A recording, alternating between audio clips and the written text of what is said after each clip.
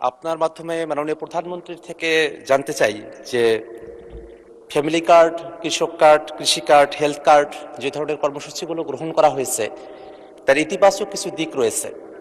জানার বিষয় হলো যে ঠিক কতজন ব্যক্তিকে বা পরিবারকে এই কার্ডগুলোর আওতায় নিয়ে আসা হবে, তাতে কতটুকু বাজেট বরাদ্দ করা হবে এবং সেই বাজেট বরাদ্দ সমন্বয় করতে গিয়ে মূল্যস্ফীতি, মুদ্রাস্ফীতির মতো পরিবেশ পরিস্থিতি তৈরি হওয়ার মতো পরিস্থিতি তৈরি হয়, সেটার ব্যাপারে সরকারের পরিকল্পনা কি? আপনার মাধ্যমে মাননীয় প্রধানমন্ত্রীর কাছে সে ব্যাপারে জানতে চাই। মাননীয় প্রধানমন্ত্রী। ধন্যবাদ মাননীয় সংসদ সদস্য। আপনি যে প্রশ্নটি করেছেন যে কতজন মানুষের কাছে আমরা পৌঁছে দেব, তাই তো, এবং মূল্যস্ফীতি হবে কিনা, বাজেট কত, স্বাভাবিকভাবে বাজেট কত এটি আমরা আপনাদেরকে এখনই বলছি না, অর্থাৎ আমরা পর্যায়ক্রমিকভাবে জিনিসগুলোকে সামনে এগিয়ে নিয়ে যাব।